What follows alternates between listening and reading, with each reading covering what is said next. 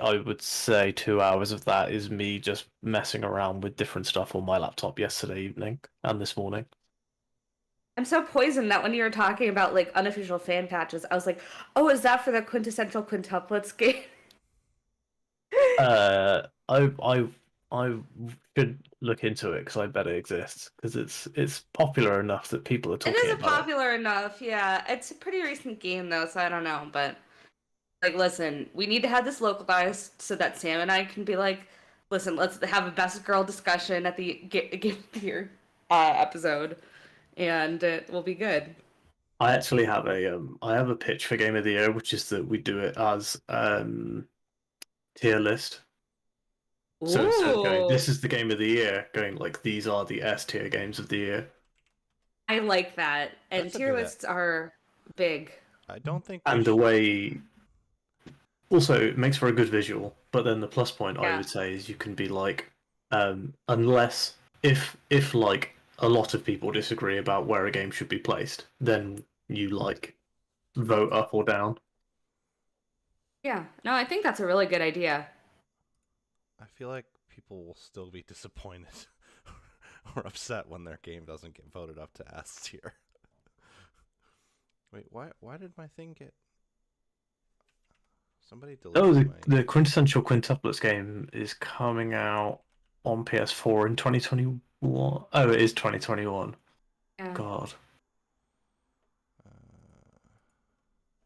Came out on PS4 and Switch.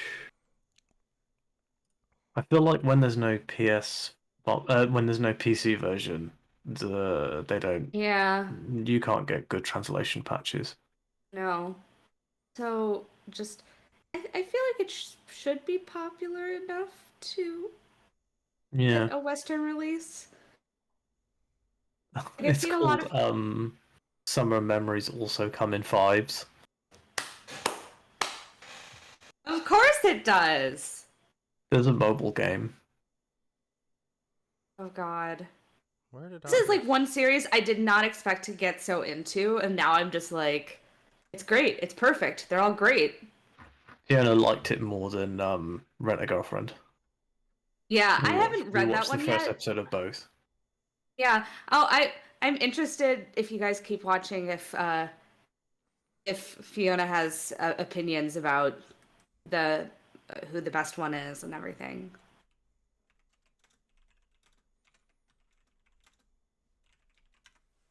I'm just double checking with Andre real quick since he's on Messenger. Yeah, no, that's a good idea. Okay, cool. I mean, we can totally. I don't know that I care that much about much of this news, so uh, But yeah, if we should crap out everything that's not worth it. I um, just threw in yeah, everything no, from I appreciate. Polygon's news page that I thought was worth it. Yeah, I appreciate it. I'll strike through stuff that I think is like I don't care about. That doesn't mean it's not a good and interesting news story. People can I unstrike want to through talk it. about Halo. I thought that was a like. I don't give a shit about Halo being who that game has reached. When it's out, maybe I'll check it out on Game Pass status. I don't give a fuck about anything they have to say about it until then. Like I feel like it's going to be bad. Maybe we me can talk too. about that later. MLK and Fortnite is insane, so we should talk about that. Yeah. That was like you said that, and I like somebody said that. I was like, as either a shitty joke, and then I looked it up, and I was like, oh no. Yeah, And then I saw yeah. somebody immediately got like was leaving it and got the screen that said like go for a headshot, and I was like, oh no, this is not good. And who could have foreseen I think that? McCree getting a new name we can skip, if only because none of us play Overwatch, and like, Why talk about ActiBliz games if we don't need to? well, and I don't know, Yeah, like it's just it doesn't seem like that big of a news story to me. It's good. I'm glad they're Mm. doing it, but like, I'm trying to make this list such that if you want to talk about manga for there's no reason, no, seriously, there's no reason for me to like, I can leave the two of you to talk about manga for as long as you want. So I'm trying to find more time for that to happen. Because I'm sure both of you would love to talk about it for a while, and I'm sure that people would love to hear about your thoughts on it. So, I'm also time limited. I have 90 minutes from okay, now. cool. Well, Okay, yeah, roughly. let's just make it a time a snappy and podcast. Let's make a Yeah. podcast. I'm gonna hit record right now. I'm gonna hit record right now too.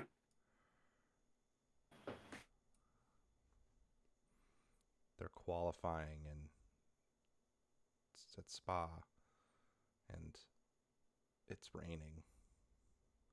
It's very. Oh, by the way, am I hosting Oh, since Andre's not here? If you want to, yeah, you're good at it. Yeah, why Sure. not? You're at the top Cool. of the alphabet. Okay. Do we want to go at? Oh shit, lost it. Fuck, went away. 45. No, what? What is happening with my time? That is I know, mate. 35. Sure.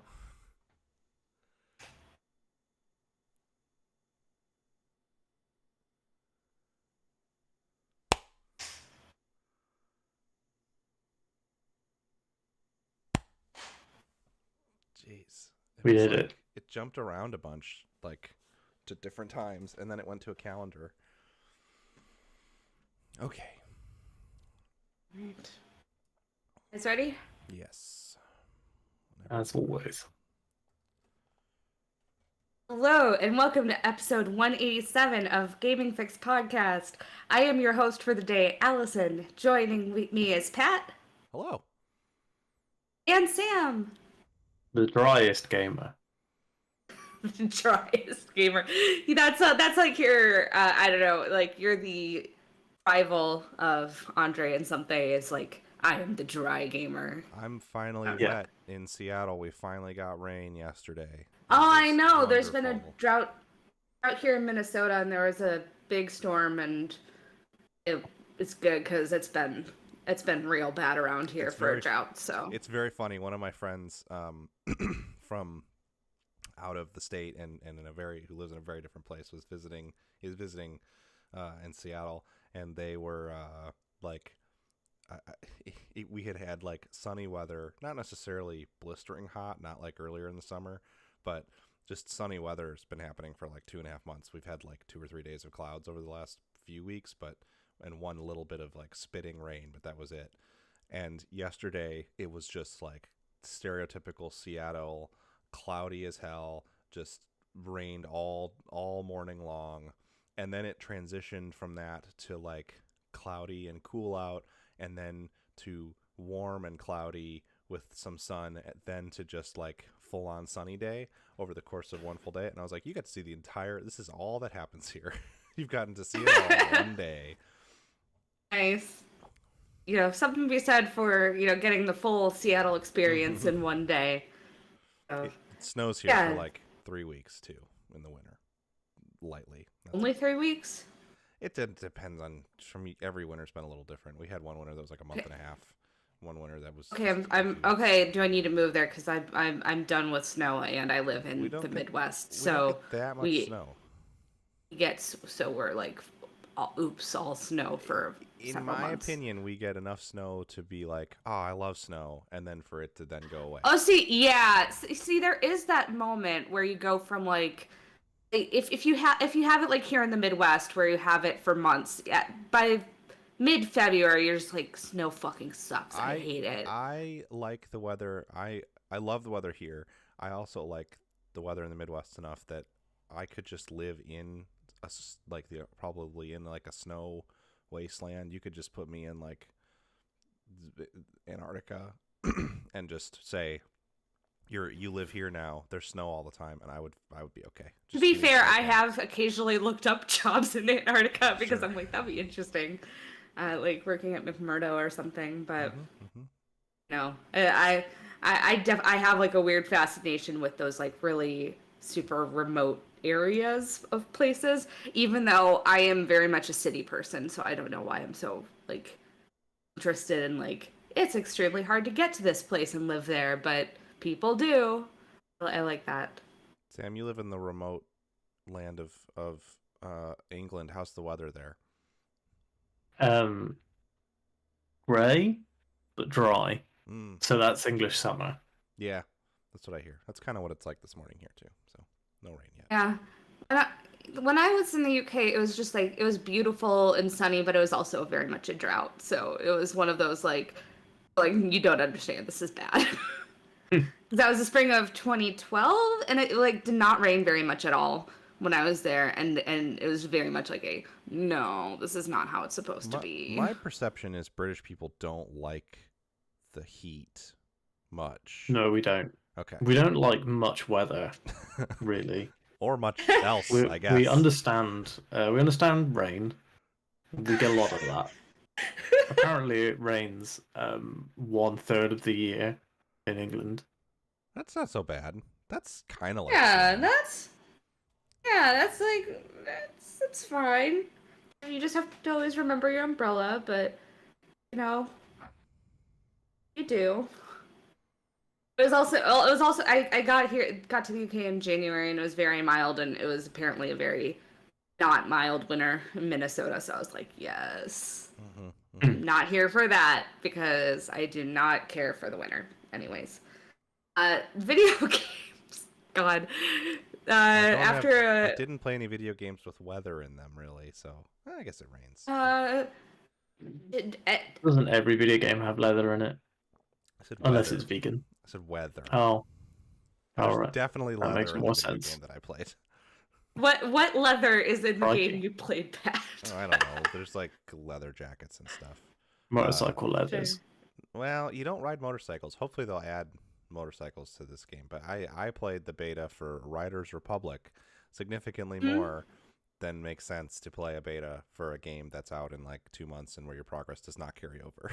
Because I'm just going to do all of it again when that game comes out. But I really like Riders Republic. Did either of you play Cool. any of Riders Republic while I was in beta? No, to be honest, it's one of those games that I mean, I'm almost certainly have heard about before, but I did not, think.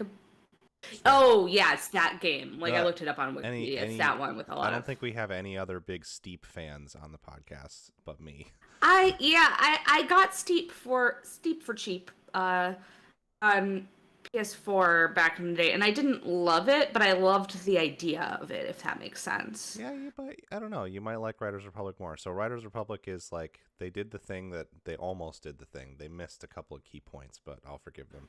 I've been saying for years that they should just do Steep Summer and set it in California instead and have like summer sports. Instead, what they did was they made a totally new franchise called Riders Republic, which is it's a mix of winter and summer sports, and it's actually like a smash up of a bunch of national parks that they kind of cram together. Cool. Which is a very neat, weird angle of it. Is it's got this kind of like, hey, national parks rule like thing going on, which is and it's like they do, but that's like. It's interesting. You go find It's not like, what I expected from a Ubisoft game, yeah, but you go around the open world and there are like landmarks to find, and they're all places from real national parks, and it gives you a little blurb about like, hey, this is what this like natural monument is, and here's some tips if you go to visit and stuff, and it's kind of cool. But it is a snowboarding and skiing and air sports and biking game. That's kind of what's in it right now for events.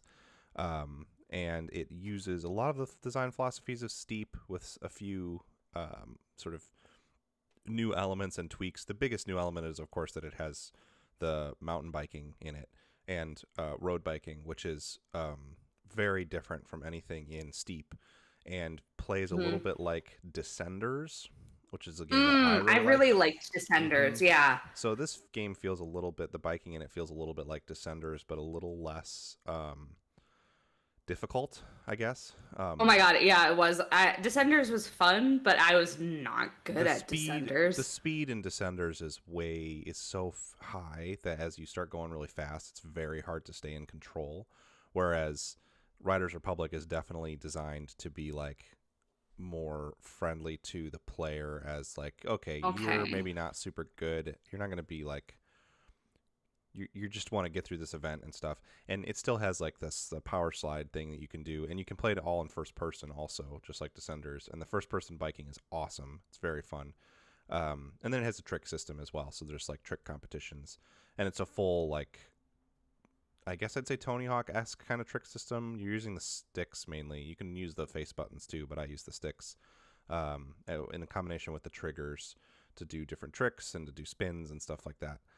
And that stuff is a lot of fun. And then it has the snowboarding and skiing. It combines those into like the snow sports. It has like some differentiation between like the biking has like mountain biking, or I think they call it downhill, which is like generally either trick competitions or you're trying to navigate down a course and win a race. And then they have like, I think they call it road biking, which is closer to like racing cycles. There's still a lot of off-road stuff when you do those, but it's less of a downhill thing and more like flat land.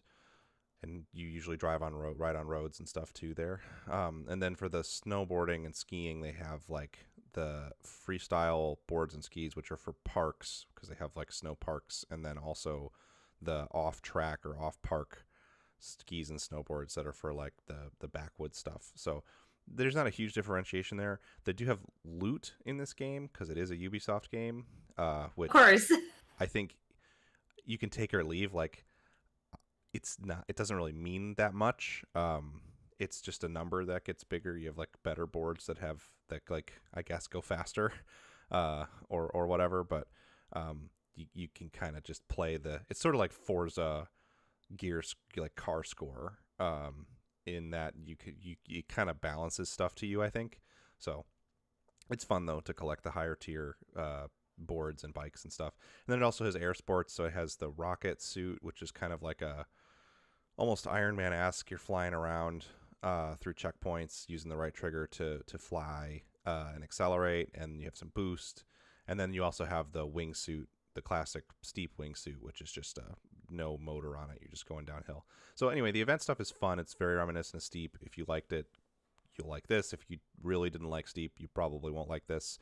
If you almost like Steep, this does have some control tweaks and like feel tweaks to it, so you might like it a little bit more, but conceptually it's very think similar. that's because I don't remember exactly what I didn't gel with Steep, but it was one of those games where I really liked the concept of it being like, hey, you're on this mountain. It's just very much like you can do all these different things, and this one kind of go around to different areas. I liked it in theory, but I didn't really like it in practice. So I'm actually interested in this. Yeah, the biggest things about this game that are really hard to get over are, one, it has easily the most atrocious, not offensively so, or like there's nothing problematic that I've seen about it, but has the most atrocious writing I've seen in a game in a long time. I mean, we did talk about 12 minutes last week, but like this game, it's all very much like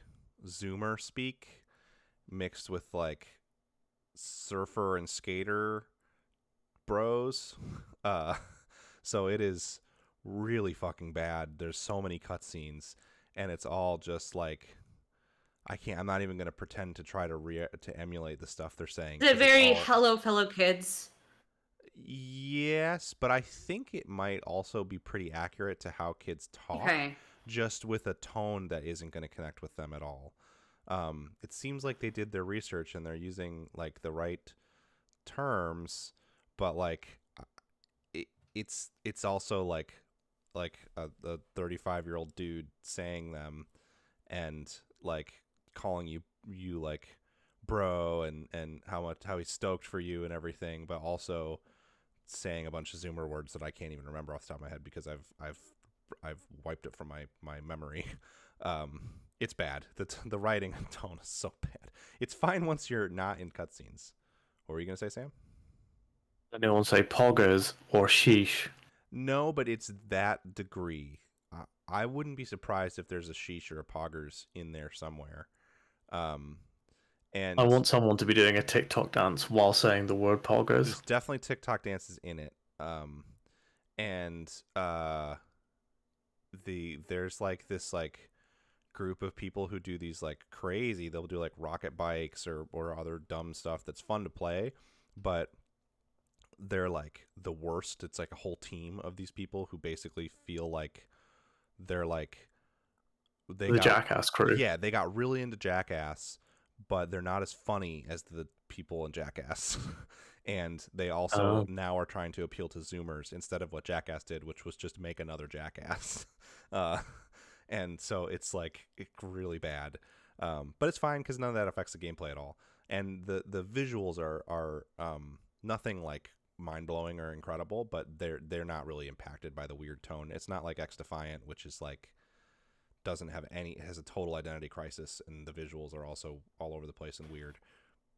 This game has pretty solid cosmetics and stuff. Like you can get like giraffe costumes, and then you're actually like really tall because the giraffe head sticks up really high and stuff like that, which I'm into that. That's very good.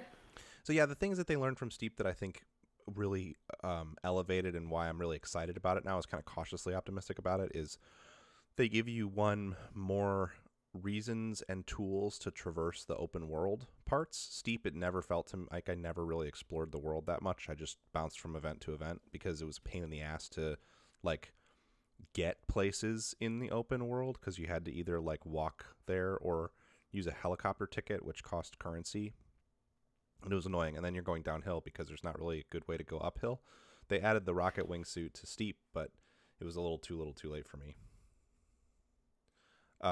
Yeah, I think that was part of my area of kind of frustration, is that like I was like, well, I'm not satisfied with how that run went. Let me go do that again. But it was like, oh, this is Riders Republic has it has a rewind feature, which is nice when you're in events. It doesn't pause it for everybody else like it does in Forza. So if you rewind, you're like losing time on people, but it's still kind of nice if you're learning a route or something to be able to just rewind instead of restart the whole thing.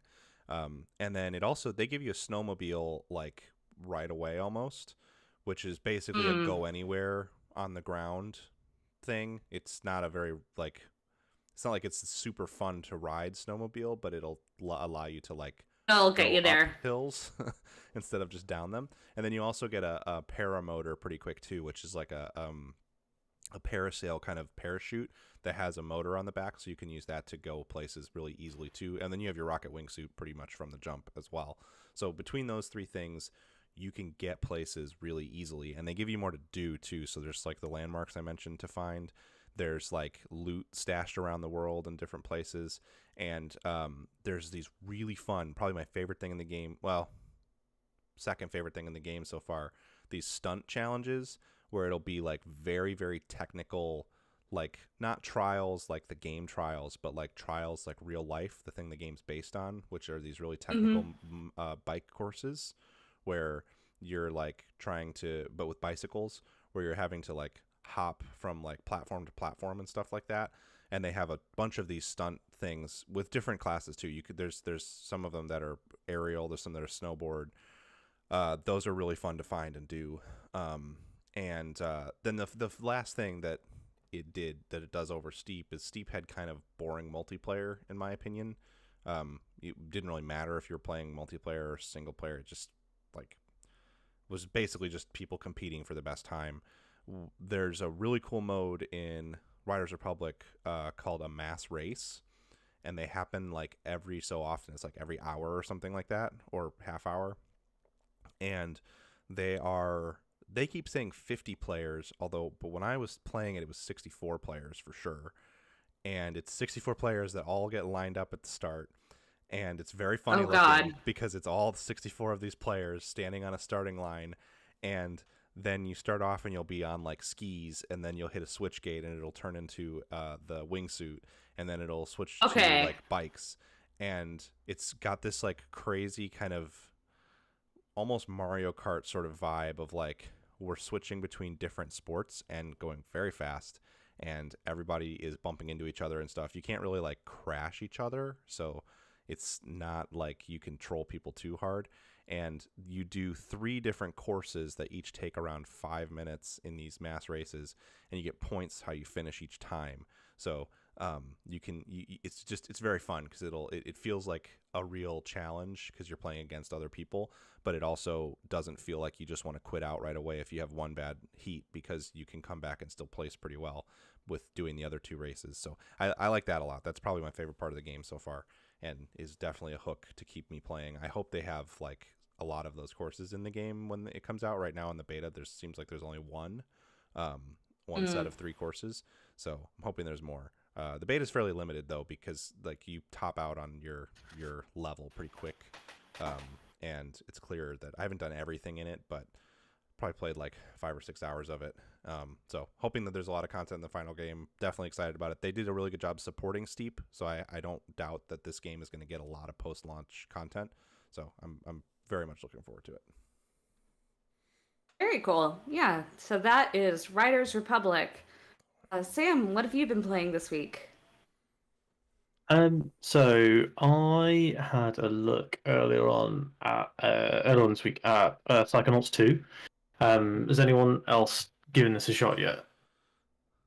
Not yet. I liked the first Psychonauts, but I haven't checked out anything of 2. I have it installed, and I will play it at some point. I haven't really. I basically have been playing. I raced Monday and Tuesday night, played a bunch of the Riders Republic beta, and played Lobotomy Corporation for a while, because that game remains sick. And then I reinstalled Destiny last night because I hate myself, but I like my friends.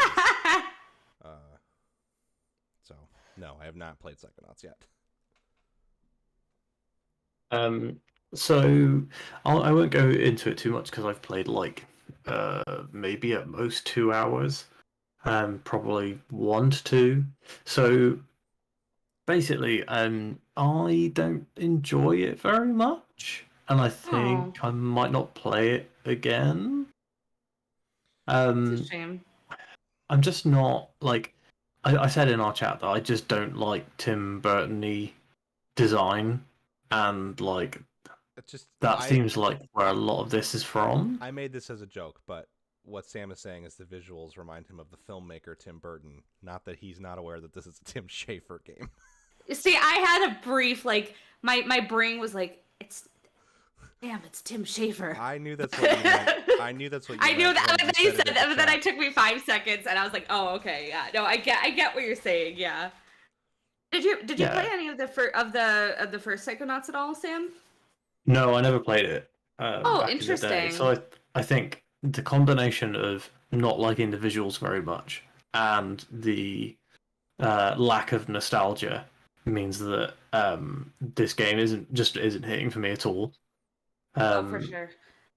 And like, I don't know, I find Tim Schafer as a person funny. Like, I watch the YouTube videos that Double Fine makes, and I'm like, this is a funny guy. I enjoy his content. And then I play his games, and I'm like, I'm not laughing at this. This isn't, like, I don't personally find this funny.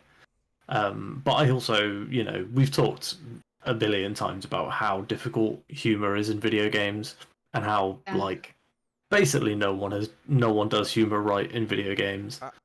I haven't played through Psychonauts 1 all the way. I played a few hours of it, and I liked parts of it, but I didn't love the game overall. I think it's just because it hasn't aged super well. Yeah, see, that's the thing. I never finished it. I played it, several years after it came out, like early 2010s, I think. So it's even then there were certain aspects of, especially like the platforming, that had not aged well. But I think the humor in that game, and I would assume too, is similar. It's less like, haha, I'm laughing out loud humor, and it's much more like, this is charming. These characters are pleasant, and they're being very Saturday morning cartoony to each other, and I find that endearing, versus something like Brutal Legend, which I laughed out loud at a fair bit, because it's like much more written, much more as like a Tenacious D side story or something. And so I do think that there's like different modes of Tim Schafer, and that this is maybe Yeah, more and of then the, you have like, something like Costume Quest, which is like mostly just like, oh, it's cute. It's like, yeah, this no. I think Psychonauts, from my read on the original, what I played of the original, is it's kind of in between that Costume Quest and the sort of brutal legend Yeah. modes of Tim Schafer. Yeah, I think you saying like Saturday morning cartoon is very accurate because that's the kind of vibe I got was like early 90s Nickelodeon where it kind of like goes further than like a kid's content you would imagine, but at the same time, you know, it's still like a kid's show. But yeah. I don't know. That's interesting to hear that it's not, working for you, Sam. Do you think that I think the it, Oh no, go ahead, sorry. I just think it just feels too old as well. It doesn't feel like a modern game. I think if I hadn't played Ratchet and Clank earlier this year, I might have been more interested. I don't know. There's a few issues. For me, one of the things is it drops you right in the middle of the story. So it follows directly on from the Rhombus of Ruin VR game that they put out that, like, I certainly haven't played, and I don't think many people have. And it kind of, like, there is a catch up at the beginning that's like, this is what happens. But, like, I don't know, I feel like it needed its own way in. Like when you start playing Ratchet and Clank, it drops you straight into this huge big action level that's got like lots of cool enemies and shows you some like really unique environments. And Psychonauts drops you into something that I didn't think looked very good design wise. Again, might be because I don't like the style, but like dropped you into something that I didn't think looked that good, and I don't know, kind of hit the ground running in like the opposite way to Ratchet and Clank, which kind of assumed you knew nothing and slowly introduced stuff to you. Whereas I think that they've used there's a recap video at the beginning of the game to not tell you stuff and not introduce stuff to you. Like they don't introduce the majority of the main characters in the game. In this intro movie, they're like, "Oh, this is Raz. This is this other character," but then like there's three other people that they like barely introduce. They're like, "Oh, this is this person, and they can levitate." Okay, moving on. Yeah, it just feels like an older design. I will say that in my experience with the first game, they don't linger too much on character intros there either. It's also very much like, oh, this is a girl who can levitate, and you'll see her at times.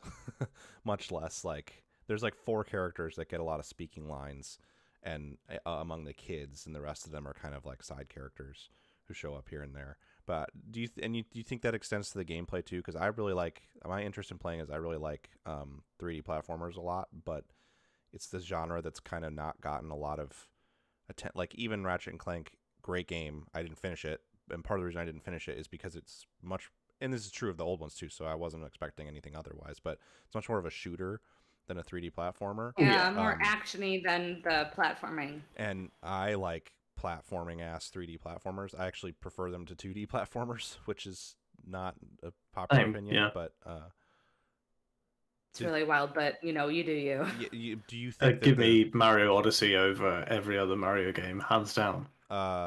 Do you think Psychonauts 2 feels a little more like compared to other modern 3D? I mean, what is there? There's like Yooka-Laylee, and I guess like Lucky's Quest. Yeah, I played Super Lucky's Tale, which it kind of has a similar feel to, but like it just doesn't. I don't know. It didn't give me that sort of feeling that I was looking for, which may have just been like I want to have a game that's got a funny story and that plays like Mario Odyssey. Like is a simple kind of good platformer. Yeah, see, absolutely. like comparing a game to Mario Odyssey is like, okay, you're setting the bar pretty dang high. Yeah, that makes sense. I'm gonna still give it a try, and we can compare some notes once I get around to it. Probably not for another couple of weeks, but yeah.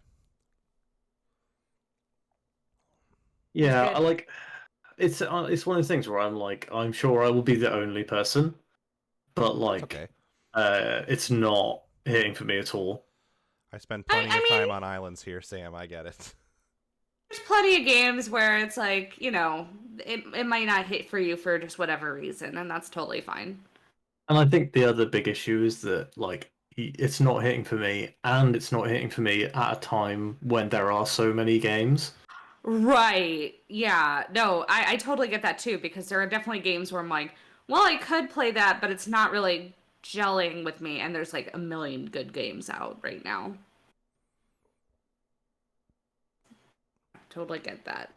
But you've also been. Andre is in the chat, by the way, saying that Tim Burton Batman movies are better than Nolan movies. No. People, true. people have some wild ideas Tim on Burton the Batman internet. movies are like really how good. Sam Raimi Spider-Man movies are great.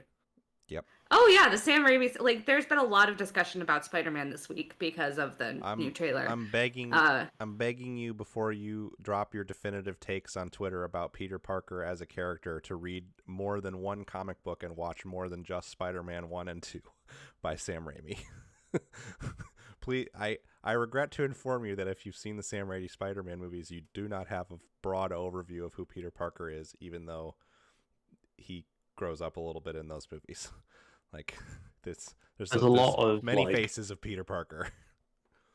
for like multiple years in the last decade. Peter Parker has been Dr. Octopus and a billionaire. Yes. So In one of the most iconic storylines in the Marvel universe, Peter Parker is like reveals who he is and teams up with Tony Stark to try to help take down Captain America and a group of heroes who don't want to be registered by the state. Like, Peter Parker is not just the wholesome poor kid that you like and identify with, even though we all like and identify with him. He has many modes. Sorry, that's my soapbox. I've seen so many Twitter takes on that trailer that's like, Peter Parker would never have a suit like that. And it's like, Oh, yes, see, he I thought you were does. subtweeting me because I like to tweet, or I maybe retweeted it, where it was basically like, yeah, like a big part of the appeal of Peter Parker in the Raimi movies is that he's poor in his life. Oh, sucks. that's so I'm true. like, well, I was like, You're not wrong. I was wasn't like- subtweeting, you know. I was like, wow, Pat, thank you for No. for subtweeting me on this I'm sorry. podcast. I didn't even notice that you tweeted that. That's not incorrect at all. It's just no, Tom Holland's Peter Parker is still poor and his life still sucks. That every 6 months he gets dragged by Tony Stark into some bullshit and almost dies. Or does die. And in return for it, he has a like $20 billion, $20 trillion spider suit. But like, That he doesn't wear most of the time. yeah, but hey, He's that's- specifically the whole of Far From Home.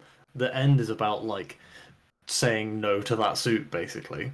well, But I think there's some deepfake stuff in that trailer. I think that we've got maybe people some are- actors CG'd over and stuff. I've seen a lot of people speculate. There have been so many fucking theories about that yeah. trailer. And I don't mean to. I certainly did not intend to drag you, Allison. I don't mean to drag anyone Oh no! specifically. No, It's mostly- it was just funny because I was just like, well, okay then. No, I'm sorry. I Pat. didn't even see that you tweeted that. It's mostly just I have seen some takes, not from you, not retweeted by any of you or anyone on this podcast, that are just like, this isn't true to Peter That's the only Parker's good character. Peter Parker. Okay. And like the stuff in the new trailer, is that like, this isn't who Peter Parker is, and it's like, yeah, dog, it is. I promise you. They're going for a version of Peter Parker that has existed since like the 80s in different cycles. And so For like 6 or 7 years, Peter and MJ lived in Stark Tower yeah. with Jarvis. They had a butler. Like, MJ's always been a very successful model. She owns a nightclub. Like, You're I don't know how that's it's doing with the totally pandemic. right to say that the Raimi movie, the thing you retweeted, Allison, is totally correct in that like one of the things the Raimi movies does get is like his difficult financial situation and the shittiness of all the stuff he goes through repeatedly.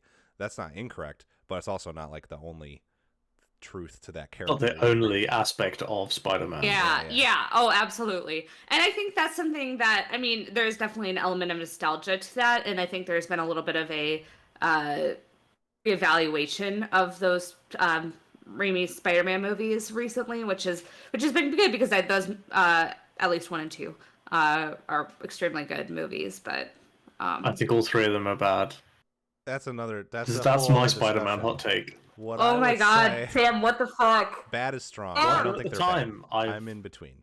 I Yeah. had seen the original Sam Raimi Spider-Man movie, I would say upwards of 200 to 300 times, and I will tell you right now that I don't think that movie is any good. Jeez, we can't do this now. You two need more time. Do you want to talk about manga or do you want to argue about Spider-Man? Well, uh, Oh. the thing the thing this reminds me of is when there was a brief period. I don't know if you saw this at all, Allison, but there's a brief period when I want to say it was The Last Jedi. I can't remember. It was a Star Wars movie where people were doing very big brain takes about Star Wars based on the fact that they really love the prequels, which there's nothing wrong. Oh, that is a constant thing, Yes. yeah. And it's like, don't get me wrong, you should like what you like. I like The Phantom Menace the most of the three prequels, and it is arguably, Oh, me too. It's a toss up between that and Attack of the Clones as which one's the worst movie. But like, I'm not like, I don't think that I have some kind of I don't have a deep critical appraisal or reading of The Phantom Menace to make it not a bad movie. It's just that I happen to like it. Right. Um, Well, I think that you can separate enjoying aspects Yeah, of something or liking but- a movie versus thinking it's a good, genuinely good, well-made movie. But- Because like we've talked about this a lot, where I feel like Attack of the Clones is maybe the worst Star Wars movie, but I feel like in a separate universe it would be my favorite, just because there are so many like little elements in it where Sure. I'm like, if you had just like Hey, the Obi-Wan arc made is it good in that more- movie. Oh yeah. See, that's the thing. If you made the Obi-Wan arc that movie and made it like a noir detective movie starring Obi-Wan, where he goes and hangs Well, out with Dexter Jettster. Have I got news for you? There is a television show coming soon. But it's already finished filming, hasn't it? I I think feel so. like I saw that the other day. Oh please! If they brought back Dexter Jettster, I would fucking. I wouldn't be totally surprised if they didn't. There's a lot of fan service in The Mandalorian. Like a lot of fan There service. Sure, really there is, is. Uh, Yeah, but I think it is possible to say like, hey, I enjoy this element versus my point is just versus yeah. my point is just like people. I've seen a lot of people talk about Star Wars from a perspective of like, this isn't true to Star Wars when they're not considering the like foundations of the franchise at all. They're just thinking about the prequel movies, and it's like, okay, you need to take a step back and look at what you're talking about as a There's been a whole. lot of really dumb shit in Star Wars. Yes, Like true and- Star Wars is like it could mean fucking anything at this Exactly. point. And that's kind of what the case is with a lot of Marvel stuff too, is I think sometimes fans latch on to, it's usually younger fans, not that I'm picking on younger people, but younger fans tend to latch on to their favorite thing of a piece of like a franchise, and then like to them that's the law, and they're not really considering that there's a wide swath of media surrounding most of these characters, and there's a lot of things to pull Right. from, and actually doing the same thing over and over again is not going to work out as well as you think it will. And I don't know, it's been interesting to follow people talking about that trailer. And also the most tired thing, this happens with Star Wars and it happens with Marvel and it happens with DC. If you already do not like these major media franchises, I do not need you to tweet that you watched the trailer and didn't like it. I don't Oh care. yeah, You no. have already stated that you hate it. I get it. It's corporatized product media. Just let me watch the fucking Spider-Man movie without you making me feel like an idiot over it. I don't Let give me a shit just if watch. you don't like it. Let me just see Alpha This is a- Dr. this is a Octopus come back subtweet. and be going, yes. Like I know This it's is corporate. a subtweet at a few I know people. that- This is a subtweet at Martin Scorsese. No, Now, Martin Scorsese just has let every me right to shit on enjoy Marvel this if he wants. movie.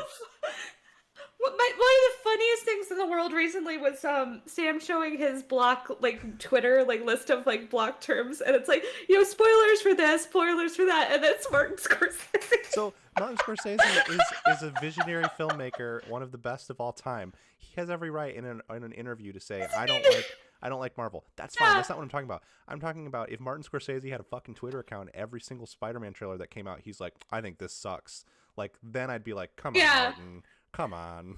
I don't care. You think I'm he just- doesn't? He doesn't have a Twitter Oh, account. He's got a Twitter account that's Scorsese fan, like 69 or something. No, Oh, he's one of those like film Twitter bros who's just like, I only like Scorsese movies. Marvel sucks.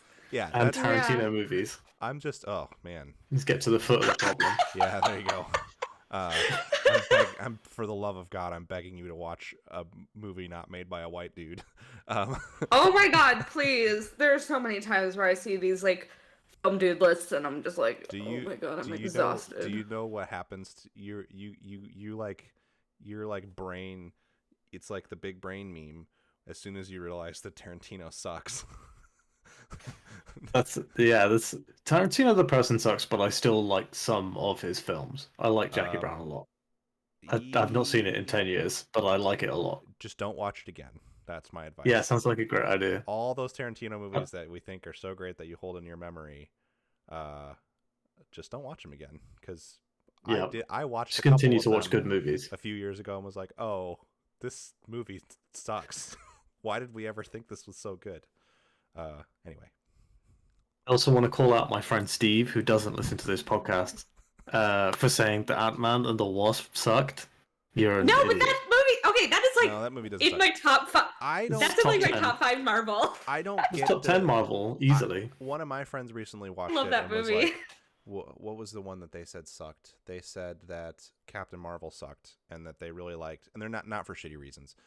They said that Captain then- Marvel sucked and that they but that they loved Ant-Man and the Wasp, and I was like, I don't understand why people love Ant-Man and the Wasp so much, but it's a good movie.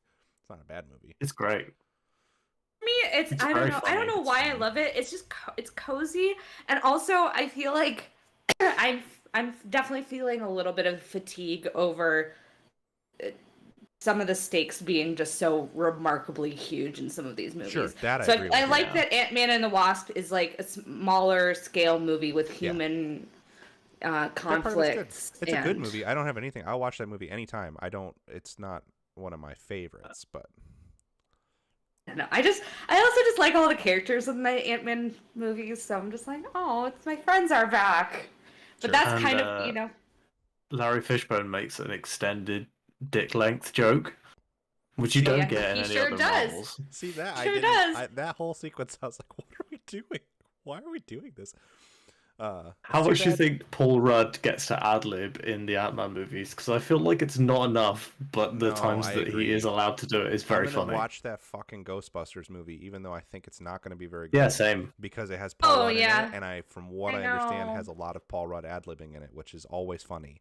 So, yeah, I don't think that's going to be very good, especially since that has been like talking like we have been earlier about like, oh, that's not true to whatever.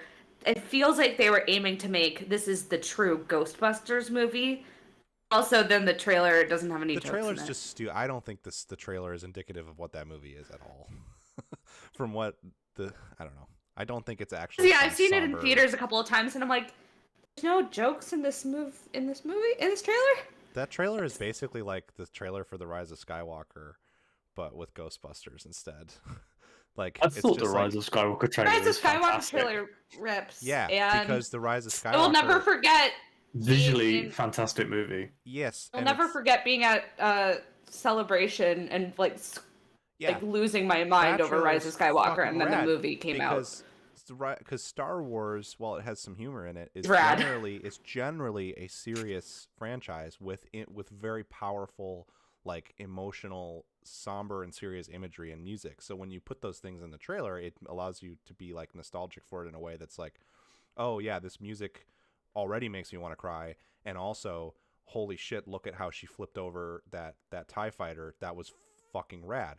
Whereas I was still the very sick. Ghostbusters, I get that people have a lot of reverence and emotional feelings about Ghostbusters, sure, but it's funny. It's a comedy movie. Like you don't want to. You don't. Dude gets need- his dick sucked by a ghost. Yes, you don't like make jokes about that. don't make it like the trailer like somber music and like, oh, when we were. I haven't children. seen It's any of the stupid. trailers because I was like, you know what? I know I'm going to see this. Ghostbusters is one of my The trailer favorite sucks. movies. I don't I'll think just the movie. I'll just see it. The trailer Yeah, sucks. I think and- Paul well- Rudd would do it if it was bad. Like, is my And theory. the idea of since there is going to be that Paul Rudd ad libbing, that's a good sign because he's in the trailer like not very much, and he's not really doing much in that trailer. So you're kind of like, I don't know, but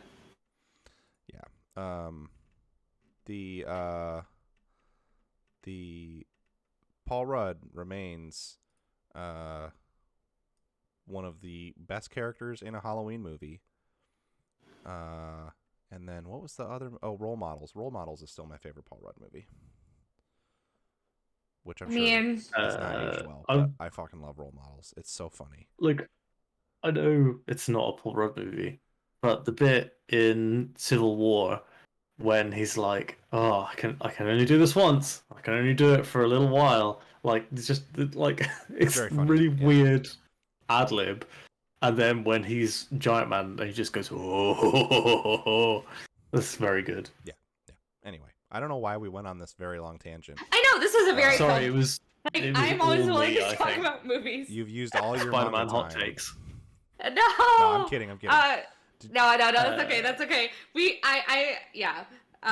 Did you want to hit these phone controller things real quick, Sam? Yeah, I Other than think they're it would good? just like, yeah, I think I'm gonna like super really quickly. So like, I played a bit of Psychonauts 2 on my phone, using What? the Razer Kishi and xCloud for iOS on the browser. Which it's wild that it works that well through a browser. Mhm. The Razer Kishi makes it kind of like playing a portable console. Mhm. Like, I know, Pat, you've got one. I managed to get one at a pretty decent discount. I'm sure you could get them cheap on Amazon or something at this point. But like, I really like it. I think I'm going to probably write a full review for the site about it because it's genuinely really good products that I'm using, not every day, but like quite a lot. No, I've And I bought feel like I'll carry on. I've bought multiple phone controllers over the years, and they always end up just going in a drawer, and I never use them more than like for a weekend.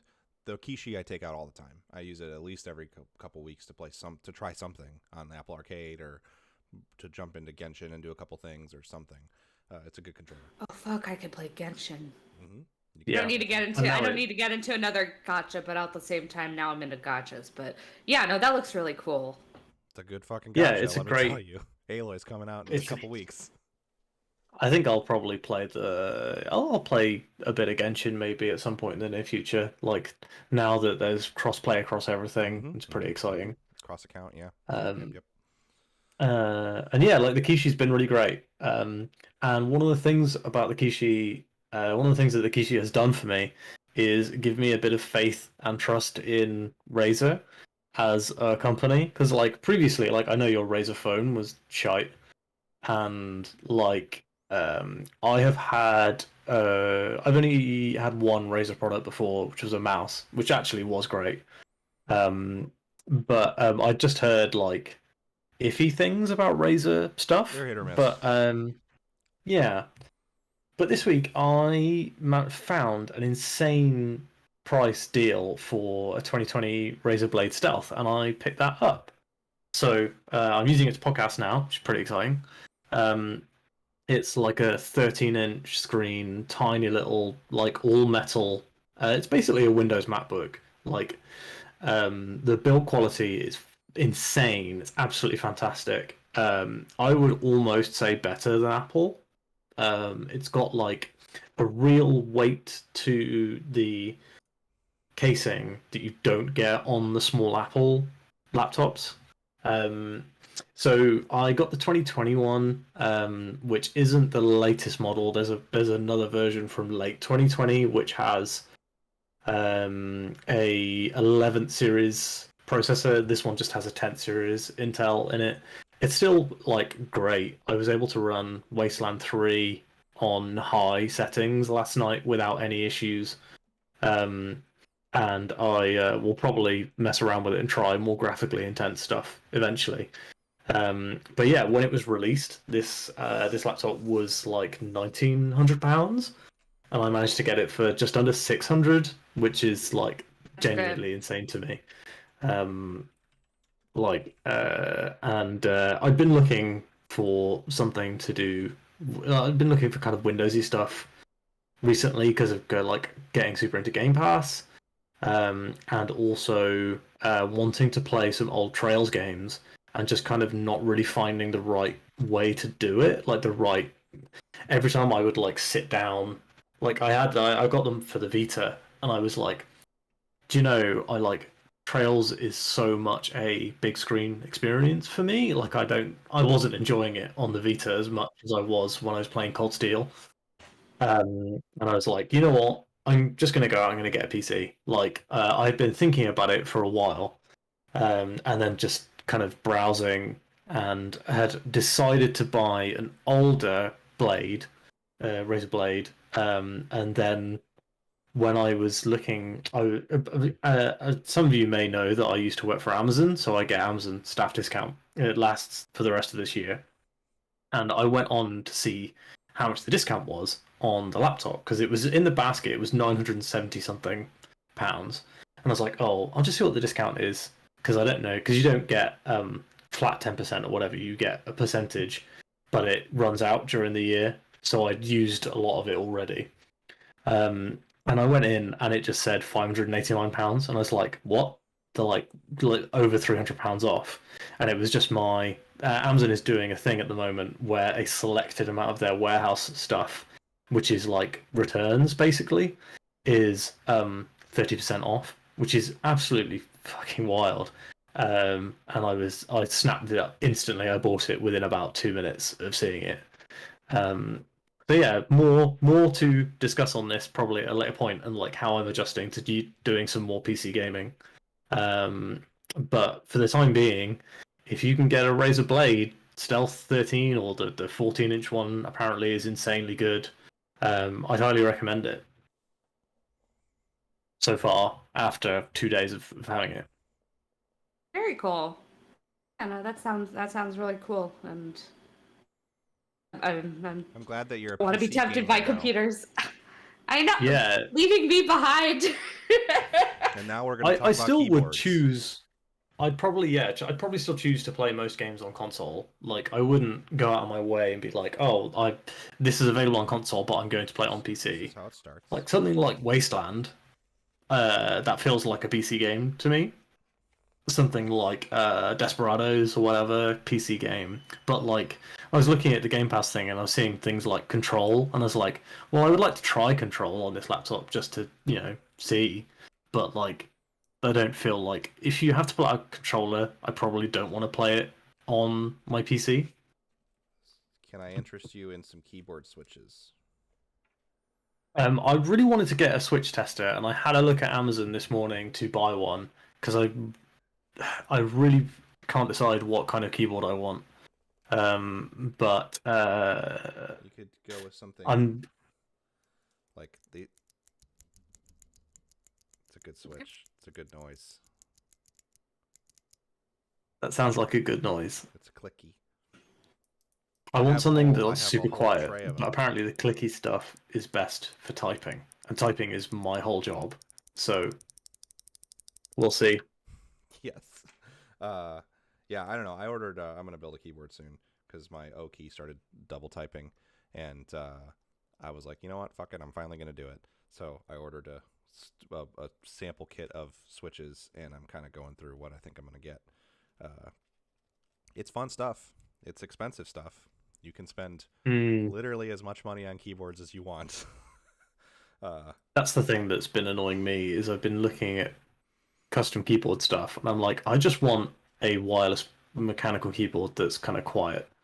And I feel like I don't need a custom keyboard for that, but I'm struggling to find the thing that I specifically want. You don't need a custom keyboard for that. There's not a lot of very quiet mechanical keyboards. They exist. Some of the switches in this kit are pretty quiet. There's like ones that are basically silent, so you can certainly find it. But I'm sure the keyboard you want exists out there. It's probably more expensive than you want to pay for it. Is the thing. That's the problem, I think. Yeah. I'm looking at purchasing a lubing station so that I can open switches and lube them before I attach them to a board. So that's where we're at here. I watched a whole video about lubing switches. Yeah. So that's also where I'm at. But I also am like, well, maybe I should get a Razer keyboard because then the lights could match my laptop. That's how I ended up in the situation I'm currently in. And I'll say this Logitech keyboard that I have, it worked for like 3 years, so I can't be too mad at it.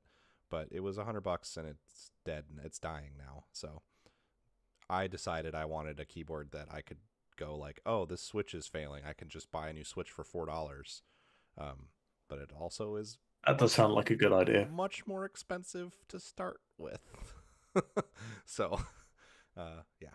And then I was like, what if I built one keyboard for typing and then another And one keyboard for gaming. playing video games? Because I want typing switches that are very clacky to type with, which is my whole job as well.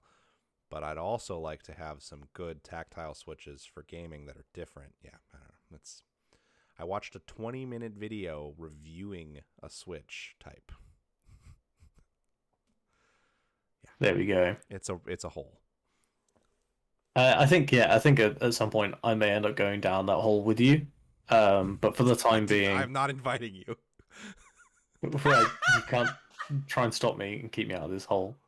But yeah, I might go down there with you. But for the moment, I'm looking at it and going like, well, I think I'd probably rather have a nice mouse than a nice keyboard right now. It's very funny to me. Keyboards are a thing that you can be like anyone who uses a computer a lot, it can get into keyboards. It's not like a gamer thing necessarily, and I think that's very interesting because it leads to this clash of like hardcore gamers mixing with people who are like just people who have worked with computers since the 70s and 80s and have been in engineering and IT forever. It's very interesting. My only contribution is that I like viewing people making weird novelty keycaps. See, that's the thing, right? Don't need to necessarily make this a thing because hobbies are all expensive. It would be a bad thing for your bank account. Yeah, no, and I already. That's the reason I'm trying not to get into it. See, that's the thing. That's why I'm like, oh, well, I should just like ignore this because I'm like, I'm getting back into. We don't need to talk about it that long, but I'm getting back into buying physical copies of manga now, and that's not cheap. But yeah, it's not something that I'm necessarily looking into. It's just I follow a couple of keycap makers on Twitter, and people can do some really interesting stuff with that. Stuff that is not even necessarily practical, but is just more of art pieces than anything. And I think that's pretty. Like I think that's pretty cool. Yeah, yeah. Oh, you can go big lots places of custom with dice. makers who make dice that are terrible to play games with, but that Oh, look I very bet. pretty. Well, I mean, I was at my convention like a few weeks back, and looking around the dealer's room, and there are just so many dice, and you can spend so much money on like a set of dice, and I'm like, I'd be afraid to just roll it, Yeah. They're beautiful. They're beautiful pieces of art, but like the dangerous thing about keycaps is, it's like, okay, this keycap set is beautiful, incredible colors, and it's like $40. So right. that's the problem with that is that I could see going every couple months like, oh, I like those colors. What if I swapped it out for those colors and ordering a new set of keycaps and then just changing them all the time? Yeah, and those are, yeah, no, I could definitely see that becoming a problem because I think those are really like legitimately super then there's cool. also the like super art project ones where people are like making little figures on keycaps. Right, and and that's like the ones I $50 follow. for one cap. Yeah. Which makes sense. Like I They're follow a usually couple handmade. of, like I follow one where one person on the Twitter where she does that, and it's just like some of them are just beautiful.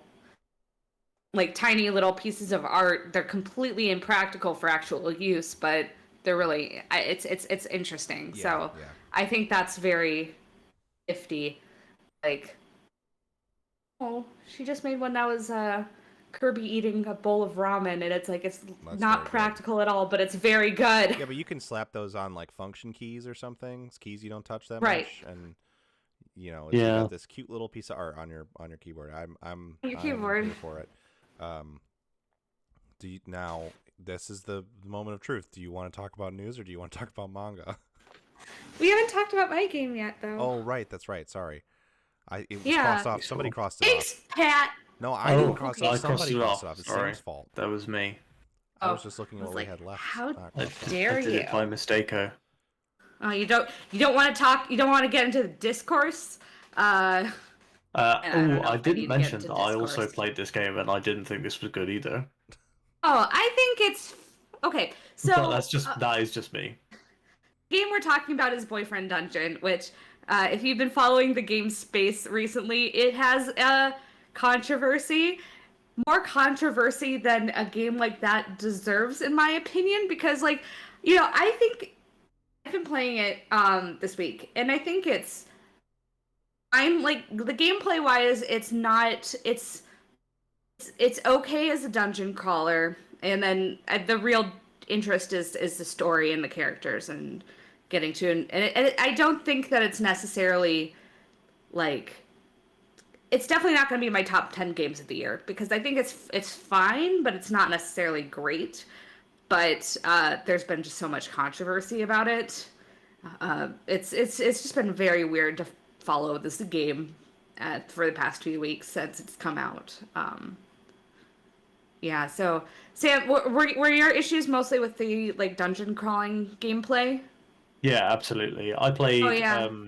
maybe half an hour, 45 minutes of it, and was like, I don't like the. I basically was like, the visual novel element is interesting, but not interesting enough for me to play the game. Mm-hmm. And that's And kind you of very much where I have left to it. play the game to get to the visual novel aspect of it.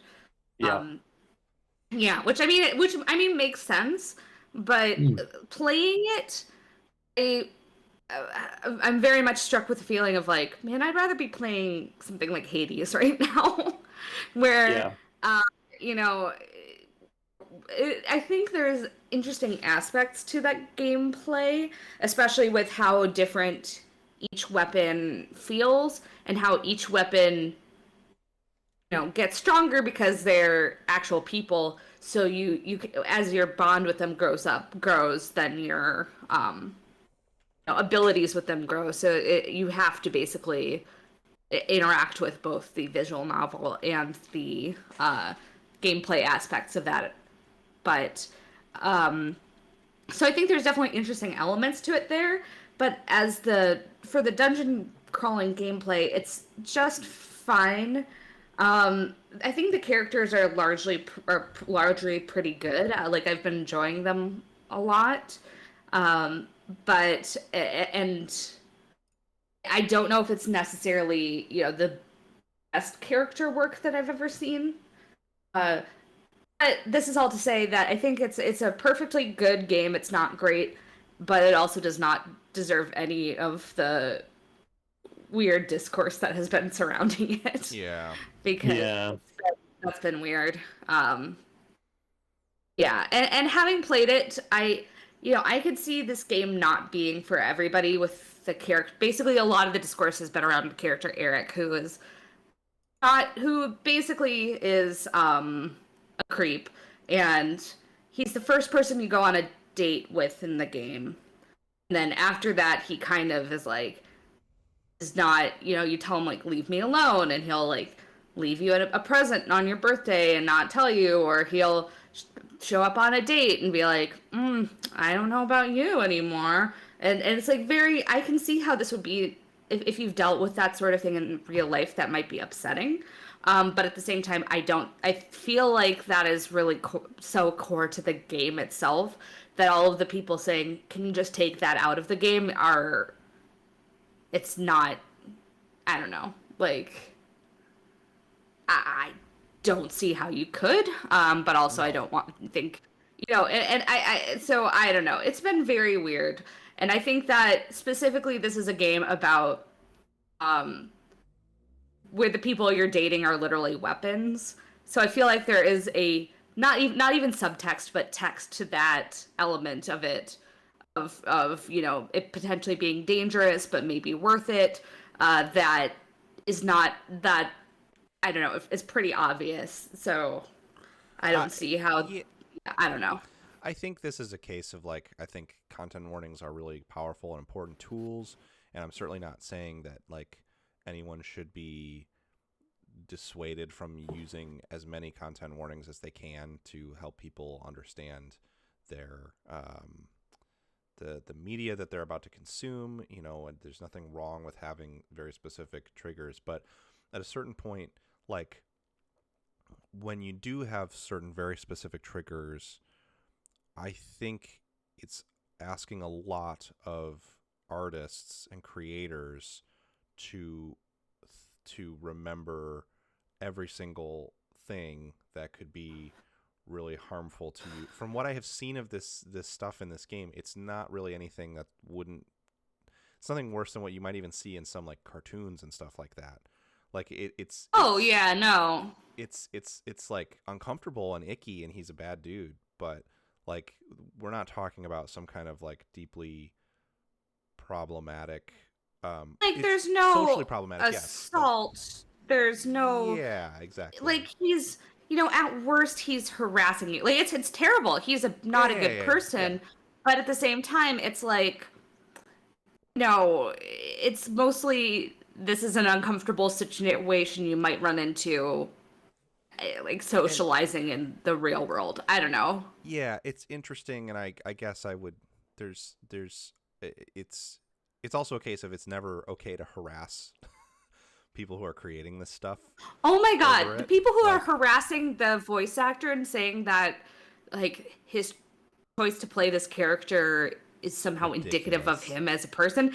It's like that's fucking dumb. I'm sorry. I- Like we talked about last week, I fucking hated 12 minutes. I'm not about to send the guy who made it emails or tweets or something. You know, no, like, yeah. come on. I did read- email James I read the McAvoy and tell spoilers him for I the was really ending, and I was like, disappointed with him. I read the spoilers for the story for 12 minutes, and I was like, oh god. But you know, And it's that like game- That game is Move more on. problematic than Boyfriend Dungeon if you want to get into like really examining right, it. and I think think it's like that's where whatever. you- It's a mature. These video games have content descriptors on the ratings, and certainly I think like there's nothing wrong with adding extra content warnings, and there's nothing wrong with asking for content warnings, but there's a big difference between saying, hey, I think there should be a content warning on this, and then being done, and tweeting at voice actors. Right. And I think that you can, yeah, there's also a big difference between saying, "Hey, it would be nice if there was more of a content warning for this," versus, how dare this be like in the game at all? Yeah, exactly. Especially, yeah. And I mean, I know that that's definitely not everybody who's critical of the game or everybody who wants more content warnings. So I don't think that we should be like reactionary and say like no content warnings or whatever, which I know is not what you're saying at all. But it's just been really weird. Yeah. And then I think that one of the things that has been hopefully good to come out of it has been the discussion about the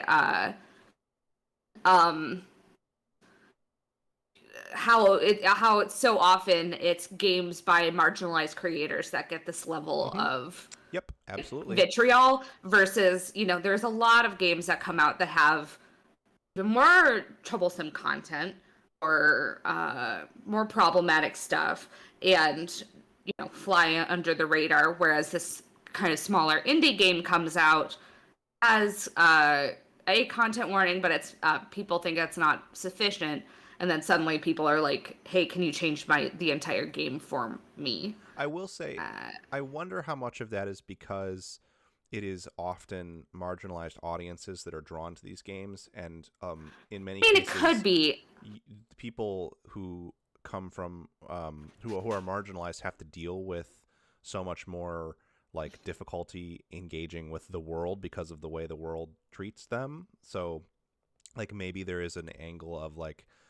And I certainly don't want to have to deal with it in the video game that I'm playing, which I don't really have an opinion on either way because it's not an experience that I go through. So I don't want to like, I can understand why someone would feel that way. But at the same time, I don't think, and we've talked about this these words a lot in our chat, but I don't think that means that you shouldn't develop some media literacy around media in general and kind of try to understand that these are people talking about experiences that they've either had or have observed and stuff, and it's valid for them to do that even if it's something that you don't personally like. And I think that's frustrating. And I also think like there certainly are, when you look at like something like Persona, for example, that game has a very diverse fan base, and there's a lot of problematic stuff in Persona, and usually there's like one article will come out and then that's all we talk about it. Right. Or like, you see that with like something like Danganronpa, where That was the there's other one I was like, going to bring up. Yeah. oh my god, there are so many elements of that series where you're just like, okay, yeah, where I like with as a fan of both like Persona and Danganronpa, where it's like there are definitely elements where I'm just like, I'm just gonna skip over that in my Right. head. And it's like, and it's not saying that that something can't be a deal breaker for you, but it's so often that it's these small indie projects that Yeah. get the heat for when large companies do have arguably worse content and get zero heat. Yeah, totally agreed. It's a little frustrating, and it's been a wild one to watch with Boyfriend Dungeon in particular, especially because from what I have heard, as you get deeper into the game, the story kind of just gets better, and is a more and more interesting thing about relationships. And there still aren't that many video games, in my opinion, that come out that handle like romance and relationships well. I don't even think a lot of the like, I'm not saying BioWare specifically, but the way that BioWare made romance options more popular in video games, I think usually they suck. I don't think that they're very good stories about romance. I think those are usually like fine at best. Yeah, exactly. I like a lot of the characters in the BioWare game, so I pursue the romance for my favorite character, but it's like they're usually just kind of like, I don't know, you get the relationship points up to a certain degree and you go, okay, you're in a relationship now. I don't know. They're very gamified in a not necessarily well made kind of way, but yeah, no, and I think that it would be more interesting to see more games kind of do that beyond, especially that like the BioWare of it all, or like visual novels or something like that. But yeah, no, I'm gonna try to stick it out. Like I said, I'm not necessarily in love with the gameplay, but I think it's serviceable, and I'm on the second main dungeon, and I think there's only two. So I'm gonna kind of stick it out for the characters that I like, because I think some of their stories go pretty interesting places, and one of the things I do like is that there is just a really good, interesting, diverse cast, and I'd like to see more of them. So yeah, no, that's Boyfriend Dungeon, the game that is way more controversial than it really should be at this point. Mm-hmm. So we do have some news topics. Obviously we have a lot, and we only have 20 minutes. So I highlighted 3 of them. I don't know how everyone else feels about that. I'm fine with those. I don't. I'm gonna say one and just say the headline of it because I'm excited, but I don't need to talk about it. Anyways, news. Let's talk about it. xCloud is coming to console. That's cool. I don't think that actually warrants a huge discussion, other than it's cool. I think it's really cool that they're bringing current gen games to last gen, which I think is the most interesting part of that. Especially because of how good xCloud is, and when they control all the variables by putting it on Xbox, I think it'll be really impressive. We'll see. I think xCloud on PC kind of sucks still. It's cool on phones, but it feels like I'm not as critical of it on phones, because it's like, holy shit, this is running on my phone. I don't actually want to play more than 5 minutes of a game on xCloud on my phone the way that it runs, because I don't think it's actually a great experience. I think it's a fine experience if it's your only option. So we'll see. I think if it's gonna have to look, it's gonna have to be very impressive on console for me to take it as like this could be a game changer thing. I think if anything, Microsoft is smart, because I think what this will do is sell more next gen consoles, because people will go, oh sweet, I can play, whatever comes out. I can play Hellblade on my Senua's Saga on my Xbox One X. This is awesome. And then they're going to get 2 hours into it and go, I really wish this play'd get better. Maybe I'll just go buy a Series X. I think that's going to happen a lot. So I do think it's cool, though. I don't mean to dunk on it. I just have not been sold enough on the tech to think it's how people will want to play whole games. And also, like, people want to play Madden and Assassin's Creed and stuff, and those aren't going to be on xCloud, Exactly. are they? Like, you're not going to be able to buy Assassin's Creed from the Microsoft Store and stream it to your Xbox One S, so that you can play a better looking version, Yeah, and I So think they could do that, but I don't think they're going to go far enough to do that. So. I think that's the next step, is that all games are streamable from the cloud. But then I think that some games have like exclusive cloud contracts and stuff with like Amazon and Stadia. I think the eventual thing will be that all games will just be you'll either be a PC gamer or you're running games natively, or you own a box that streams them to you. And I mean, eventually is in like 10 years from now, not like... Yeah, I think we're 1.5 generations away. Yeah. So yeah, I do think that will happen eventually, but yeah, I don't know. It's interesting, semi-unrelated, but also related tangentially. There's a game coming out called Project Icarus that I'm really interested in. I won't talk too deep about it, but it recommends 32 gigabytes of RAM on PC, which is like wild. And I saw some discussion about it that was like, yeah, that's going to be the norm for PC games now, because the consoles have so much RAM available depending on how they page their memory, that's kind of been the thing that held back games from being huge RAM hogs on PC is consoles. And so now the consoles are powerful, you're going to see crazy PC requirements come out for things like RAM and processors and stuff like that. And that's interesting. Great time to have bought PC. You'll be fine, I think. It's only going to be very specific genres and certain kinds of things, kinds of stuff you're probably going to not the sort of stuff I'm going to play on PC. No, you're going to play those games on console anyway. It's just interesting. Yeah, exactly. That it's finally kind of, I'm like, God damn it, I have to buy some RAM. This is stupid. I don't want to buy RAM. What about keycaps? Exactly. Do you know how many? I could get 4 sets of keycaps for like 1 stick of RAM. That's not true. RAM's not that expensive. Anyway, what do we want to talk about next? You want to talk about? I feel like we should get the simple ones out of the way first that we're going to talk about. Marvel's Midnight Suns looks sick as hell to me personally. It does. I really need to see the gameplay. Yeah, we don't know shit about it really, so.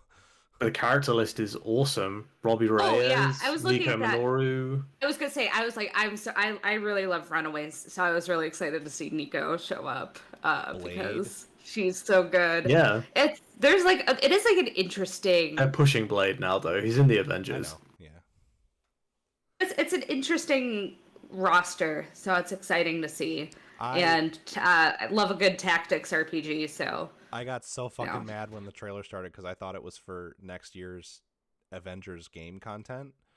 And I was like, I don't want to fucking... If they put Doctor Strange and Wolverine and Blade in Avengers, I have to play it, and I don't want to fucking do that anymore. And then it's a new game. And then I was watching the trailer closer, and I was like, this looks way better than Avengers, though. Like, visually and just character design-wise, this looks so much better than Avengers. And then I realized, oh, this has to be the Firaxis thing. Interestingly, I saw in a news story, they have said that it has no mechanical connections to XCOM whatsoever. It has nothing to do with no characters, no movement, no menus. No permadeath, nothing about it. It's also a tactics game, but it's like completely different than Avengers. And I've definitely seen a lot. It's going to be more third person. Of course. I think it's good that More they're behind the putting back. it out there though, because I've definitely seen people be like, "Oh, this is XCOM meets Marvel," and they're like, "No, No, it's yeah. it's still tactics, but it's not. That's not accurate though." So. Yeah, it's good that they're being so upfront about it because that way people aren't going to get mad. XCOM fans aren't going to get Oh, mad when I it's mean, not another one people of their... might still get mad, but Well, yeah, but I have complete Might faith in be that Firaxis. I might be a crazy person, but the way they described it sounds a lot more like Fire Emblem, like that it's a linear story. Yep, I think You you're have a right. created character. I love. Imagine if they were just like, yeah, we liked Fire Emblem, so we made one of those.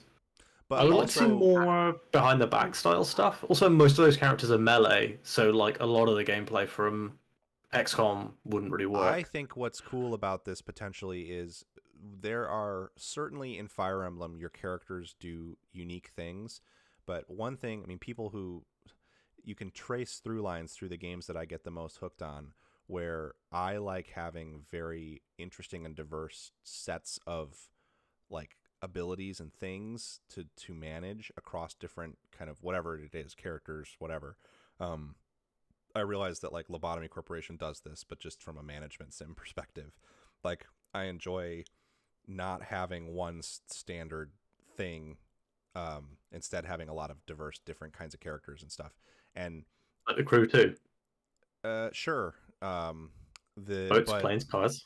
yeah, exactly. And so the idea of a tactics game where you have like, yes, of course, someone who uses a bow in Fire Emblem is going to be very different than someone who uses a lance. The classes are different, but they're not as different as like Wolverine is from Psylocke. Oh, that's not a good example because they're more similar than most. But like the difference between Wolverine and Doctor Strange. yeah. Those characters don't even feel like they should be in the same kind of systems. So I'm very interested in how they map such a wild, diverse roster of characters to a tactics game. I think that'll be really fun. And Firaxis has never made a bad video game, so. I mean, I'm gonna play it, obviously. Does that feel like? I feel like that game is a huge Game Pass pickup. That they get that game for Game Pass. Would be. They'd be spending some money there. Yeah, but I think that's one that they're gonna like shell out for, at least on PC. I think that'd be really interesting. But if it came to Game Pass on PC, I'd probably give it a shot on PC. Yeah. Depending on what the gameplay's like. If it's more active control, then maybe not. Yeah. I don't know. We have other little things like Destiny expansion coming, which I only say because... Monster Rancher is coming back, which is wild. A mobile game though. Oh, no, it's going to Switch. Okay. Yeah, sorry, they're like deluxe versions of 1 and 2. Gotcha. I missed it. That's what that was. Sorry, I was kind of reading it in a hurry when it was sent to me. That's cool. The Gunk looks good. That was in December. They didn't say that though. They showed loads of footage of it and then didn't give the release date, and then it was just on the blog about it. Oh, also that Jet, ridiculous. That Jet Far Shores. Far. Holy shit! I'm excited for that game, and it's really soon. That game looks October. Yeah. That game looks like No Man's Sky, but like better, like even better. I already like the art in No Man's Sky. Jet looks like it has even more interesting art and like a story. That's more. No Man's Sky is a story too, but like more of a linear, like digestible game than No Man's Sky, which would be really exciting to me. And New Saints Row. I haven't looked at a lot of stuff. People are saying the gameplay looks amazing. I don't know. It looks very. The thing about New Saints Row, it looks very muted. And that's caused some backlash. Yeah, which makes me... They said they're going for Saints Row 2. Which not the only 3 Saints and 4. Row game I like is Saints Row 2. So. See, I'm a fan of Saints Row 3 and 4, but it's like at the same time I know a lot of people like Saints Row 2. So it's like... It's interesting. I think more people like Saints Row 3 and 4. But yeah.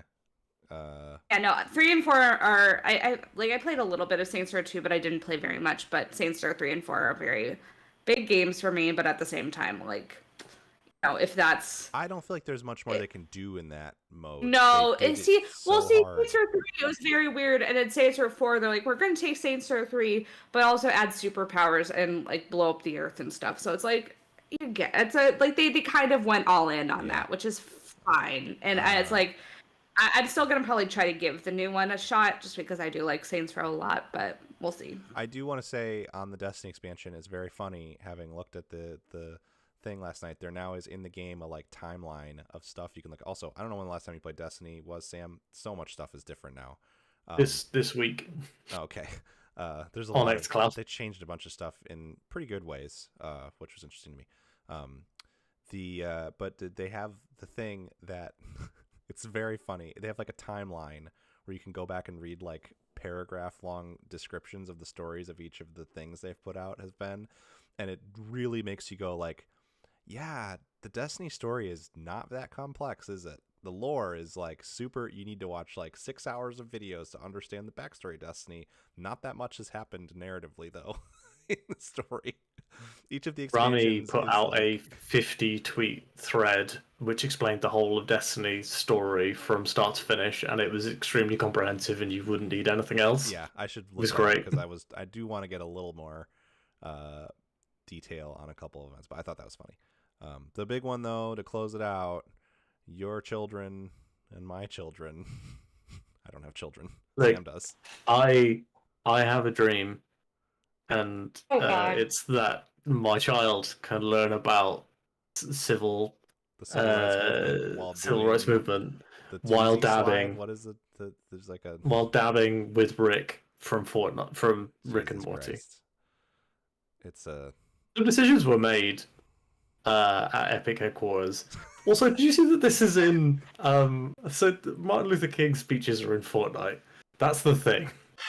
Did you see that it's in a partnership with Time Magazine? That doesn't It is, surprise yeah. me at all. Time Magazine does some dumb shit.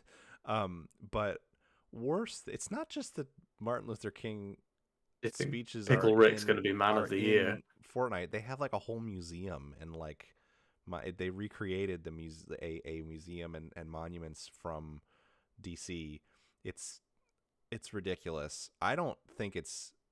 Some people think it's like offensive. I would say like it's silly, but I Feels mean, dumb. yeah, I don't think it's You know. necessarily. I mean, far be it from me. I'm not. It's not malicious. No, and that's the thing. I don't think it's like it's No, not making and fun of the civil rights movement. So I don't know. apparently, according to Kotaku, they've disabled like disabled the a emotes. lot of emotes. Yeah, That's good. So They that should you have done can't, it day like- one, but yeah. there's only 8 emotes that were included specifically for this event. Got it. So it's like you can't be as much of a dick I think as you might. Chris Plant pointed something out on Twitter that was pretty spot on in my opinion. He was like, when I went to go visit like these monuments and museums in middle school and saw all this stuff while people were like listening to Dr. King's speech, there was a kid next to me going penis, penis, penis, penis, penis, because that's how kids are. And like, Right. yes, it's weird that they're going to that they're this is in Fortnite, but like it's also, we might just, if you're getting outraged at this, you might just be getting older. Like If somebody I can't speak to if it being just like respectful or not, but at Yeah. the same time, if it gets a few more kids interested, Yeah, Yeah. or even at least That- being aware. Like yeah, they're taking civil rights movement education pieces of it, important pieces of it, out of Texas public school education. Like right. if there's places where this stuff isn't taught, and so like it's important history, and so if kids are getting exposed to it, I think that's a good thing, even if the manner through which they're getting exposed to it is maybe not what I would select. Right. And it's if like, I had children. and there's like a lot of really good books and museums and things, but it's like how many kids have access to that? Like I've never been to DC, but it's like or care exactly. Like I've heard nothing but amazing things about the National Museum of African American Culture and History and Culture in DC. Like that is definitely like definitely on my big list of like I would love to go see that because I've heard nothing but good things and it being just really amazing and powerful and just like a very beautiful important museum, but also like how many kids are going to go and be like connect with it in the way that you know you feel like they should. And I mean, I don't know how many kids are going to be able to connect with this in Fortnite, but at the same time I think having more accessibility for that for kids to be able to learn, especially like you said, as certain school systems are removing this from the curriculum, you know, having it like it in the popular game is not a bad thing. Yep. Yeah. So I don't know. I think it's led to a lot of dumb, silly stuff. And I can't. The tweets have come out of it. I can't believe if I worked at Epic in their marketing, I would have been like, "No, we're not doing this. What is wrong with you?" So I'm surprised that it managed to make it out the door. But you know, I'm not necessarily clutching pearls at it, and I don't know that that's the correct response. So yeah, I mean I think that my in general is like if this gets a couple of kids to be more interested in civil rights history, then it's for good. And then I you know, with how big this is, I'm assuming there'll be at least a couple people who are exposed who might not have been before. yeah. So yeah. All if right. this gets one person to read John Lewis's graphic novel, then I'm okay with it. There you go. What historic event do you think they'll cover next in Fortnite? He said with the rebellion. The rebellion of Epic Games against the tyrannical Tim Cook. Oh God! All of that said that we just said, I was reminded that fucking who was it? Was it Tim Sweeney? Compared the Epic versus Apple lawsuit to the civil rights movement. God, fuck! I forgot about that. That's why I made that joke. Like, oh, this is largely positive, and then you remind me of that. I'm like, no, never mind. That was a mistake. Actually, fuck Epic. But yes. Actually, fuck Epic. All the things we just said and that. Anyway. Anyways, I think that's probably gonna do it for news. Sam, do you need to go, or do we have 5 minutes for manga?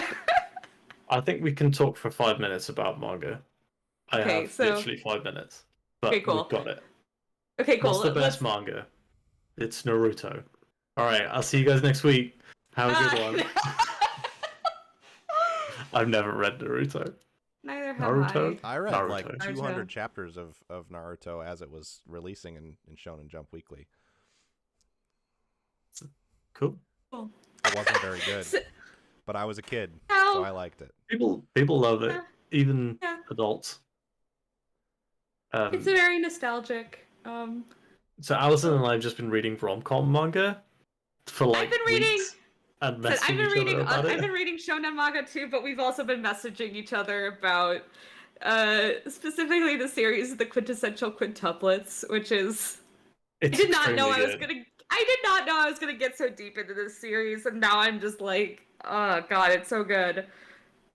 Because it's Quintessential Quintuplets is about, you may have guessed it, quintuplets. These 5 girls who are all identical quintuplets, and they're all dumb as hell. And, all extremely dumb. They have to have Futaro, the smartest kid in school, come and be their tutor, but none of them really want him to be their tutor apart from like 1 or 2. And the kind of the opening is like him getting everyone on side, and then from there on they've all fallen in love with him, of course.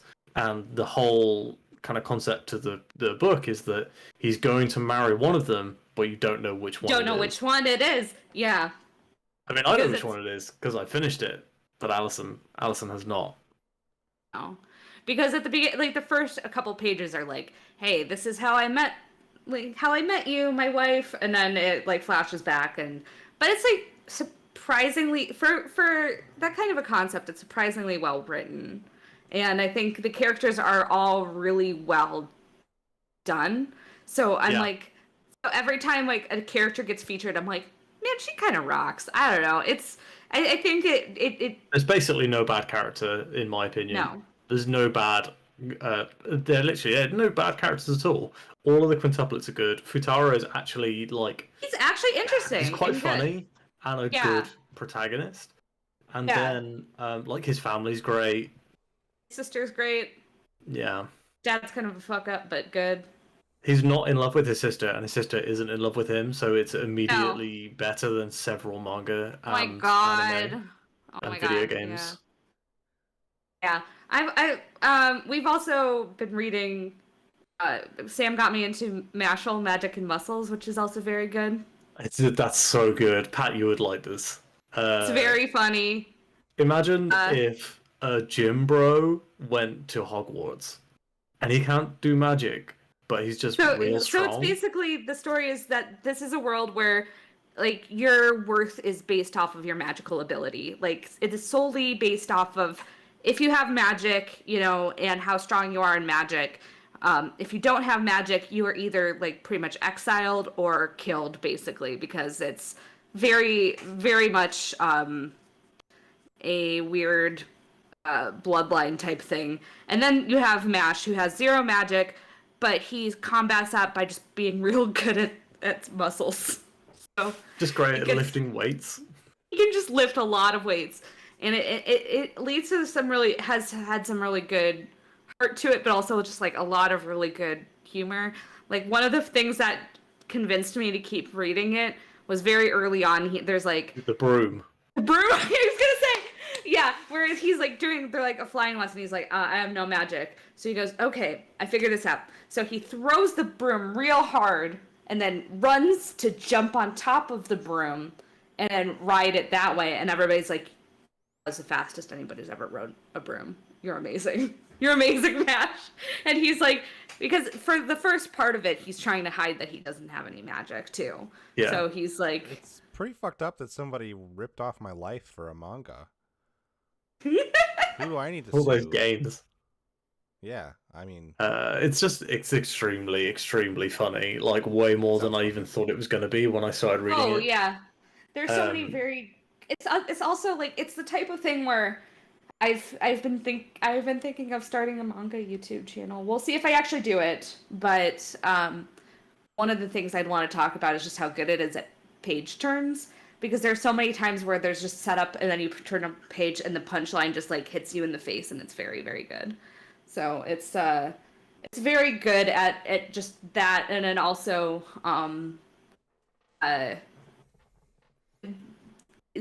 some like serious stuff that'll happen like pretty later in what's been released so far. It's like, oh, it's getting to very much shonen stakes of like, here's this big bad and giant fights.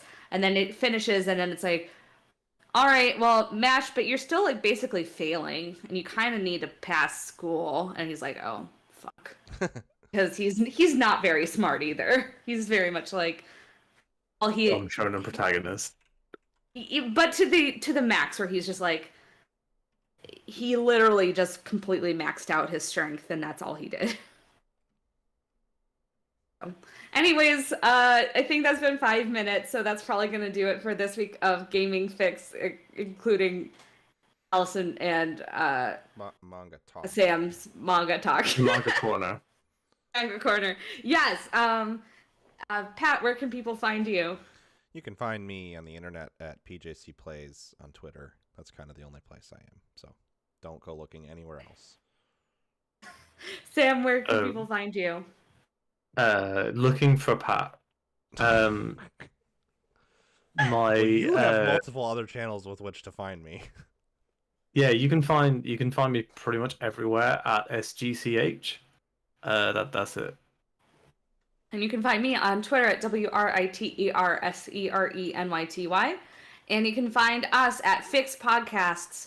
Also go to fix.space. Find us on all of the major podcast platforms. Leave reviews. Follow follow us and send us emails and stuff. We will talk about them. Cool. All right. Well, I think that'll do it. So thanks for joining us. Have a Yeah, good one. thanks everyone. Bye. See ya. Bye.